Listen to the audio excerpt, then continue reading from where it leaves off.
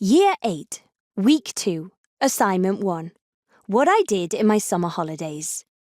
I chewed the end of my pen and tried to think of something I could say that wouldn't make Mr. Rowlands, my new form teacher, think I'd made it up.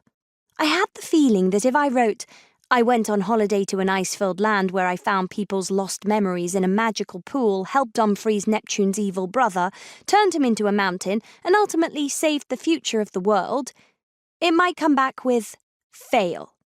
This is meant to be fact, not fiction, scrawled across it in red pen.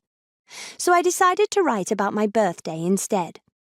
I turned 13 on 4th September just before we came back to school. Yes, I know, I look much younger. I'm the oldest in my class and the smallest as well, which is kind of weird. Not half as weird as everything else about me, though, and this last year was a bit different from usual. What with discovering I was a mermaid, freeing my dad from a prison out at sea, nearly getting squeezed to death by a sea monster, and having about 1,000,000 adventures in the ocean. Oh, and getting a boyfriend. All of which meant that by the time my birthday came around, I was more than ready to celebrate. I set to work, writing about my birthday party and wondering what I would be doing if I were at Shiprock Mermaid School right now, instead of Brightport High. Since we came back to Brightport, my parents and I had spent weeks discussing how my schooling was going to work. When you're half human and half mermaid, decisions like these are trickier than they are for most people. We finally came up with an answer just before the term started. The deal was that I'd go to normal school. Mum's word, not mine. Mum's the full-time human in the family. From Monday to Thursday.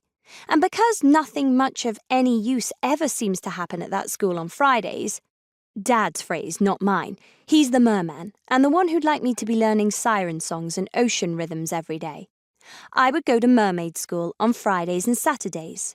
Shiprock have school on Saturday mornings, so at least I get a couple of days a week there. It wasn't the perfect solution, but it was keeping the three of us happy for now. At least Mum and Dad were happy. I wasn't so sure about myself. Every time I sat in lessons doing things like writing essays about what I'd done in my summer holidays, I wished I was with my best friend and full-time mermaid, Shona, learning about sirens and shipwrecks, or how to make a trampoline out of fishing rope, or the 100 other things that I learned out in the ocean. Trouble was, when I was at Shiprock, I spent half my time worrying about what I was missing at Brightport. Mandy Rushton, my one-time enemy, now a good friend, always filled me in, but it wasn't the same. See, Dad was right. Nothing much of any use ever did happen on Fridays, but it was when people had the most fun. Whichever way I looked at it, it seemed I was missing out. The only silver lining was that as Aaron, my boyfriend, is a semi-mer like me, he had the same arrangement, which meant that he was in the same place as I was, no matter which day of the week it was. And I had to admit, that mostly made all of it better.